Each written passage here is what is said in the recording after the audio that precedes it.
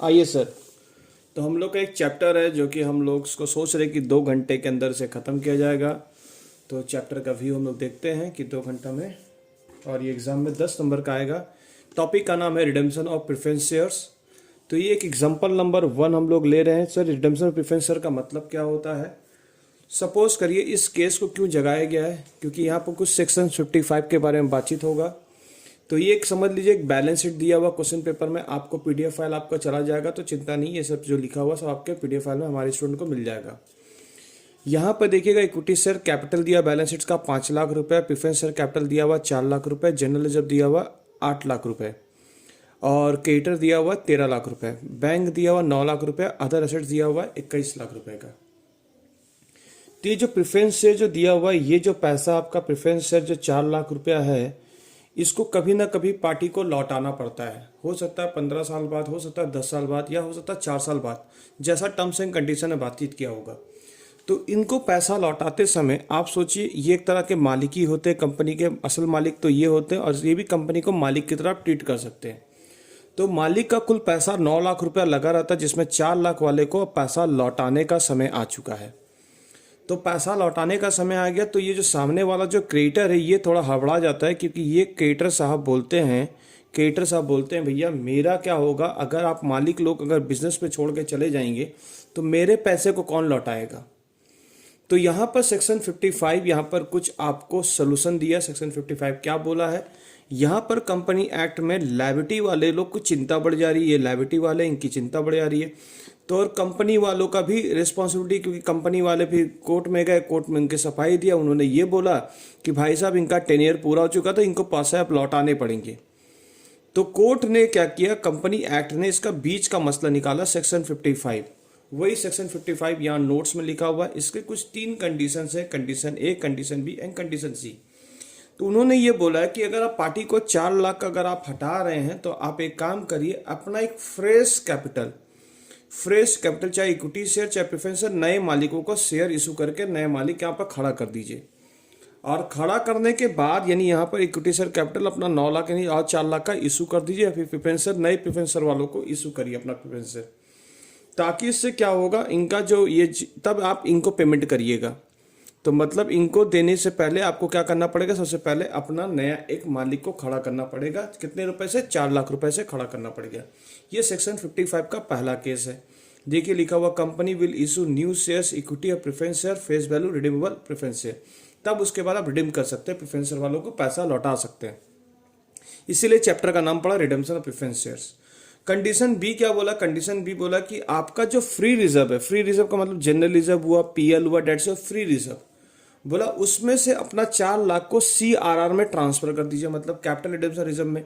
यानी आप इसको यहाँ के 4 जो आपका था पैसा 8 लाख रुपया था, इसका ऑप्शन नंबर 2 में बोला गया कि आपका जो फ्री रिजर्व है, इसे आप कहीं भी यूज कर सकते हैं।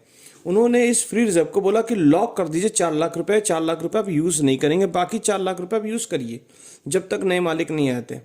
तो ये दूसरा ऑप्शन सेक्शन 55 में ये बोला कि अपना आप जो जनरल रिजर्व फ्री रिजर्व है, उसे 4 लाख रुपया कन्वर्ट कर दीजिए कैपिटल रिडेम्पशन रिजर्व में, अगर नया मालिक नहीं बुलाते तो यहाँ पर फिर हम लोगों ने क्या बोला, कैपिटल रिडेम्पशन रिजर्व जो रहेगा आपका, यानी आपको फ्रेश फ्री रिजर्व को आपको लॉक करना पड़ेगा। तो आपका अच्छे से सुन लीजिए क्या मैंने बोला हूँ। कंडीशन ए क्या था? कंडीशन ए था कि न्यू शेयर इशू कर दीजिए, यानी नया मालिक बढ़ा दीजिए, 4 लाख से नए मालिक बढ़ा दीजिए, फिर इनको पेमेंट आप करिएगा। ठीक है, लायबिलिटी हटाइए, लायबिलिटी हटाने में कोई दिक्कत नहीं, इनको पेमेंट अभी मत करिएगा। पेमेंट करने के पहले आपको क्या करना पड़ेगा, आपको अपना फ्रेश कैपिटल बढ़ाना पड़ेगा, या फिर अपना जो फ्री रिजर्व है उसे आपको लॉक करना पड़ेगा, सीआरआर बोलकर कन्वर्ट करना पड़ता है। क्लियर है मेरी बातचीत? समझ में आ गया मैं क्या बोलना चाह रहा हूँ? तीसरा पॉइंट बोला है, हो सकता है कि आप पार्टली केस का बीच का रास्ता और एक निकाला गया कि बोला कि आप 2 लाख या 1.5 लाख का अपना फ्रेश शेयर इशू कर दीजिए, बाकी पैसा फ्री रिजर्व में से आप सीआर में ट्रांसफर कर लीजिए। तो पार्टली केस भी आ सकता है। अब इसी का क्वेश्चन में आता है जेरेंट्री।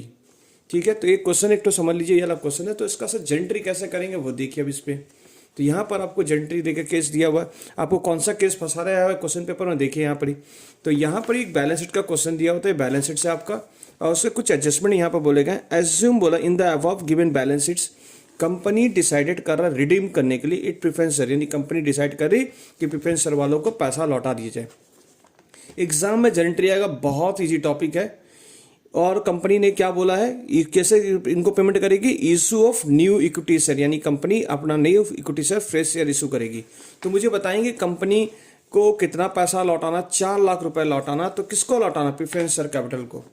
तो यहाँ पर देखिए कैसे इसकी एंट्री पहले की गई। तो यानी आप एक लायबिलिटी हटाओगे तो उसकी एंट्री अब सीख लेना। हम लोग का अमेरिकन अप्रोच क्या बोलता है, अगर लायबिलिटी क्रेडिट नेचर का होता है, अगर इसको हटाना है तो आप इसे क्या कर दोगे, डेबिट कर दोगे, और ये किसे दोगे, प्रेफरेंस शेयर होल्डर को दोगे। तो इसकी एंट्री क्या बन के निकल के आई, प्रेफरेंस शेयर कैपिटल को आपने डेबिट कर दिया 4 लाख रुपए से, और किसे क्रेडिट किया, प्रेफरेंस शेयर होल्डर को। This is called first entry.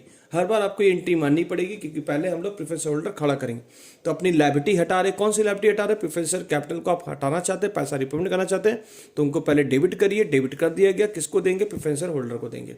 Narration क्या लिखा गया, being amount due to preference share holder. उसके बाद आप सेक्शन 55 का यूज करेंगे। तो मुझे बता सकते हैं कितना हम लोग पैसा इशू करेंगे, जनरेट करेंगे। 10 रुपए करके है तो 4 लाख रुपए आपका जो मुझे पैसा चाहिए, डिवाइड बाय 10 करें तो मुझे 40,000 शेयर इक्विटी शेयर इशू करना पड़ेगा। कितना क्वेश्चन में बोला नहीं कितना शेयर इशू करना, तो वो तो आपको खुद ही पता चल गया। प्रेफरेंस शेयर को जितना लौटाना उतने का शेयर आप इशू करेंगे। 4 लाख रुपए आपको चाहिए। तो मुझे बताइए कंपनी में क्या आएगा, कंपनी में आपके पास आएगा पैसा और नए मालिक खड़े हो जाएंगे, इक्विटी शेयर कैपिटल 4 लाख रुपए बोलकर। तो कितना शेयर इशू किया, बीइंग 40,000 इक्विटी शेयर। ये कौन सा सेक्शन, ये सेक्शन 55 का बारे में बातचीत हुआ। कौन सा केस स्टडी था, केस स्टडी नंबर 1। तो कंपनी ने ये डिसाइड किया कि पहला शेयर हम लोग इशू करेंगे, यानी हम लोग पहला शेयर का पहला कंडीशन उन्होंने फॉलो किया इस एग्जांपल के माध्यम से। तो यहाँ पर क्या हुआ, bank account debit to equity share capital being 40,000 equity share issue to company comply section 55 आपने यूज किया। जैसे ही आपने पैसा यहाँ पर लाया, फ्रेश शेयर लेके आए, तब आप प्रेफरेंस शेयर होल्डर को आप पेमेंट कर दीजिए। Preference share holder account debit to bank account. This is your chapters view. ये है आपका चैप्टर का व्यू। तो पहले आपने क्या किया, एक लायबिलिटी हटाया, प्रेफरेंस शेयर कैपिटल को हटाइए, फिर आप पेमेंट नहीं कर सकते, पहले आपको सेक्शन 55 अप्लाई करना पड़ेगा। सेक्शन 55 में 3 बातें बोली गई हैं। 3 बातें क्या, पहली बात है फ्रेश शेयर इशू करो। दूसरी बातें क्या है, आप अपने फ्री रिजर्व को जर्नलिज्म में CRM में ट्रांसफर करिए। तीसरी बात क्या है, जब ये हो जाए, या फिर तीसरी बात सेक्शन 55 में क्या था, पार्टली आप अपना फ्रेश शेयर इशू करो या फिर पार्टली अपना फ्री रिजर्व को CRM में ट्रांसफर करिए। तो अब आपके कौन सा केस में फंसा हुआ, आपका केस नंबर 1 फंसा था। जब आप ये इशू कर देंगे, पैसा ले लेंगे, तो उसके बाद आप क्या करेंगे, कंपनी में आप प्रेफरेंस शेयर होल्डर को पेमेंट तब कर सकते हैं, तब इन लायबिलिटी को कोई ऑब्जेक्शन नहीं है। 13 लाख वाले जो पेमेंट है, क्योंकि इनका भी तो रिस्क है, इनका भी तो भविष्य खतरे में आ जाएगा अगर सारे मालिक भाग जाएंगे तो। ठीक है, तो कंपनी अब निश्चिंत है, लायबिलिटी वाले भी निश्चिंत है, बोला ठीक है हम आराम से बैठेंगे, हमको पैसा मिल जाएगा। क्लियर है मेरी बातचीत। अब इसके ऊपर मैं आपको बैलेंस शीट का इफेक्ट ओवरव्यू कैसा दिखेगा बैलेंस शीट। अब आपका ये बैलेंस शीट का इफेक्ट देख लीजिए। इक्विटी शेयर कैपिटल कितने का हो जाएगा, पहले 5 लाख का था, अब 9 लाख हो गया। प्रेफरेंस शेयर कैपिटल अब नहीं रहा। ठीक है, जनरल रिजर्व का 8 का लाख, क्योंकि आपने तो फ्री रिजर्व से कन्वर्ट नहीं किया कुछ भी चीज़, तो क्रेडिटर आपने फ्रेश शेयर इशू किया था 13 लाख रुपए का। और यहाँ पर बैंक में कितना हुआ, 9 लाख रुपए पहले से था, 4 लाख रुपए आया, 4 लाख रुपए चले भी गए, तो अल्टीमेटली 9 लाख रुपए हो गए। अदर एसेट्स आपका 21 लाख का। चलिए सर, थैंक यू। अब हम लोग एग्जाम्पल नंबर 2 में आते बेटा। एग्जाम्पल नंबर 2 का केस देख लो जल्दी से। इक्विटी शेयर्स कैपिटल आपका 6 लाख का दिया, प्रेफरेंस शेयर कैपिटल इस बार 7 लाख वाले, इस बार 7 लाख आपको पेमेंट करना पड़ेगा, ध्यान दीजिएगा। आपके पास फ्री रिजर्व कितना है, फ्री रिजर्व आपके पास 9 लाख रुपया, बैंक में आपके पास 10 लाख रुपये पड़ा, अदर एसेट 20 लाख का, क्रेडिटर 8 लाख के। चिंता किसको होती, इन्हीं के लिए, क्रेडिटर के लिए सेक्शन 55 अलॉट किया गया। अब देखो क्वेश्चन में कैसे वो देने का बात कर रहा। Company decided it redeem it preference utilize own resource, यानी अपने रिसोर्स से पेमेंट करेगा। यानी इस बार आपको केस स्टडी में क्या दिया गया, ओन रिसोर्स। तो सबसे पहले आप इस लायबिलिटी को हटाएंगे। इस लायबिलिटी को हटाएंगे तो क्या करेंगे, प्रेफरेंस शेयर कैपिटल को डेबिट करेंगे, किसको देंगे, प्रेफरेंस शेयर होल्डर को देंगे 7 लाख रुपया, being amount due to preference share holder. उसके बाद क्या करेंगे, आप सेक्शन 55 का अलॉट करेंगे। इस बार जनरल रिजर्व भी हटेगा। तो जनरल रिजर्व कितने से हटेगा मुझे बता सकते हैं, 7 लाख रुपए से आपका हटेगा। तो अभी भी कितना जनरल रिजर्व रह जाएगा, 2 लाख रुपए रह जाएगा। जब तुम नया बैलेंस शीट बनाएंगे तो उसका स्वरूप भी मैं बता दूंगा कैसे दिखेगा। ठीक है, हाँ बेटा। तो जनरल रिजर्व हम लोग क्या होगा, डेबिट हो जाएगा टू एक नया एक लायबिलिटी, एक रिजर्व खड़ा होगा, कैपिटल रिडेम्पशन रिजर्व, इसी को बोलते हैं CRR। नरेशन क्या लिखेंगे, बीइंग CRR क्रिएटेड। ये है सेक्शन 55। जैसे ही आपने CRR में पैसा लॉक कर दिया, जनरल रिजर्व से हटाकर, फ्री रिजर्व से हटाकर एक लॉक कर दिया आपने CRR में, उसके बाद आप प्रेफरेंस होल्डर को आप पेमेंट कर दीजिए, preference holder account debit to bank account. कोई दिक्कत कोई परेशानी तो बात कर सकते हैं। तो बैलेंस शीट का इफेक्ट क्या दिखेगा, बैलेंस शीट में कोई पैसे तो आए नहीं, 10 का 10, सॉरी, बैलेंस शीट में 10 लाख रुपए था पर आपके 7 लाख रुपए तो चले गए, 7 लाख रुपए चले गए तो कितना होगा, 3 लाख रुपया होगा। मालिक आपका कोई बढ़ा नहीं तो 6 लाख का 6 लाख दिख रहा, पर प्रेफरेंशियल कैपिटल डैश हो गया। जनरल रिजर्व आप 2 लाख का दिखेगा, CR बोल के कैपिटल एडिशनल रिजर्व 7 लाख रुपए दिखेगा। क्रेडिटर आपका 8 लाख रुपए, टोटल आपका बैलेंस शीट 23 लाख का दिखेगा। एग्जाम में जनरल से आपका आएगा, पर ये फॉर्म आप लोग टी फॉर्म में नहीं बनाएंगे, आपको शेड्यूल 3 के हिसाब से फॉर्मेट बनाना है। तो आपको शेड्यूल 3 आपको आता ही है, पहले इसे उतारेंगे फिर इसको उतारेंगे। ठीक है साहब, हाँ साहब। उसके बाद अब आ जाइए क्वेश्चन नंबर से, तो बड़ा इजी टॉपिक है। हाँ बेटा बड़ा इजी टॉपिक है, मैं तो पहले ही बोला बड़ा इजी टॉपिक है। आओ सर आओ, जल्दी जल्दी आओ। नोट नंबर 2 में बेटा मैंने क्या बोला, सर फ्री रिजर्व चिल्ला रहे हो, तो फ्री रिजर्व होता क्या है? फ्री रिजर्व का बेटा नोट्स यहाँ पे फ्री रिजर्व जनरल रिजर्व को बोलेंगे, सरप्लस को बोलेंगे।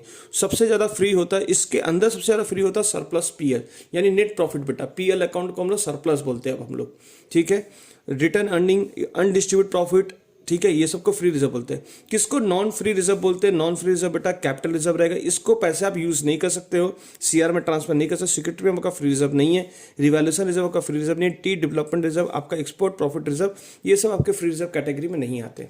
बात क्लियर हो गई? हाँ साहब क्लियर हो गई। अब बेटा एग्जाम्पल नंबर आप 3 पे आ जाइए। एग्जाम्पल नंबर 3 का केस देखिए। हाँ साहब 3 नंबर का केस दिखाइए सर। 3 नंबर केस में बेटा क्या है, इक्विटी शेयर कैपिटल 4 लाख के थे, प्रेफरेंस शेयर इस बार 8 लाख वाले लोग हैं। बैंक में 11 लाख पड़ा हुआ, अदर एसेट 19 लाख का, कुल मिला के 30 लाख का है। जनरल रिजर्व 2 लाख का है। सरप्लस आपके पास देखो बेटा, आपके पास दोनों रिजर्व है, आपके पास जनरल रिजर्व भी है, PL भी। पर कितना है, 2 लाख रुपए फ्री रिजर्व का जनरल रिजर्व है, और सरप्लस आपका जो दिया PL बोल के 1 लाख रुपए दिया। सिक्योरिटी में का यूज नहीं कर सकते, कैपिटल रिजर्व का यूज नहीं कर सकते, लायबिलिटी आपका 10 लाख है। इन्हीं की चिंता में सेक्शन 55 बना है। Company decided to redeem it preferences, बोला हुआ क्वेश्चन पेपर में, by issuing 55,000 equity shares of ₹10। Company 55,000 equity share issue करेगी, तो सामने वाले पार्टी को तो 8 लाख रुपया देना है। तो हमारी कंपनी यहाँ पर डिसाइड करी 55,000 इंटू 10, तो यहाँ पर तो 5.5 लाख रुपया आएगा, यानी कुछ आपने फ्रेश शेयर इशू किया। एंड रिक्वायर्ड, इफ रिक्वायर्ड, अगर कंपनी को जरूरत पड़ेगा, will company utilize it own resource. मतलब ये कौन सा केस आया, केस नंबर 3 का एग्जांपल आपका आ गया। यानी पार्टली आपने शेयर इशू किया, पार्टली आपने अपने फ्री रिजर्व को लॉक करवाया। तो फ्री रिजर्व से आपको कितना का जरूरत है, 5.5 लाख, तो आप फ्रेश शेयर इशू कर लेंगे, 8 लाख उसमें से निकाल दीजिए, तो आपका 2.5 लाख रुपए अपने फ्री रिजर्व को ब्लॉक करेंगे। Okay sir, okay okay okay okay sir, समझ में आ गया। प्रेफरेंस शेयर कैपिटल बेटा क्या करेंगे, सबसे पहले आप इसको हटाएंगे, तो इसको क्या करेंगे, डेबिट करेंगे, और किसे देने के बाद करेंगे, प्रेफरेंस शेयर होल्डर को। दिए नहीं, अभी हटा रहे हो तुम, लायबिलिटी हटा दिए। आप क्या करोगे, सेक्शन 55 का यूज करोगे। तो bank account debit to equity share capital, being 55,000 share equity share आपने इशू किया, 5,50,000 रुपये हुआ। ठीक है साहब, हाँ साहब। उसके बाद क्या किया आपने, सबसे पहले कौन सा, इन दोनों में सबसे पहले किस रिजर्व का आपको यूज करना, फ्री रिजर्व में सबसे पहले बेटा आप फ्री के अंदर भी सबसे ज्यादा फ्री PL होता है। तो आप पहले 1 लाख रुपए यहां से निकाल दो, उसके बाद जनरल रिजर्व में से 1.5 लाख रुपए निकालो। कुल मिला के CR में कितना ट्रांसफर होगा, 2.5 लाख रुपया। अब आपके 8 लाख रुपए सिक्योर हो गए। अब आप क्या करेंगे, preference share holder account debit to bank account करके आप प्रेफरेंस शेयर होल्डर को पेमेंट कर दीजिए। बात समझ आई सर? इस बैलेंस शीट का स्वरूप क्या दिखेगा, तो बेटा तुम खुद इमेजिन लो। इक्विटी शेयर कैपिटल आपका 4 लाख रुपया रहेगा। नहीं सर, नहीं सर, कैसे मजाक करते हो। इक्विटी शेयर कैपिटल तो से 4 लाख नहीं, क्योंकि यहाँ 5.5 लाख का और भी तो मालिक आ रहे हैं, तो कितना होगा बेटा, 9.5 लाख रुपया होगा। प्रेफरेंस शेयर हट जाएंगे। जनरल रिजर्व बेटा क्या रहेगा, हाँ सर 50,000 रुपया रहेगा।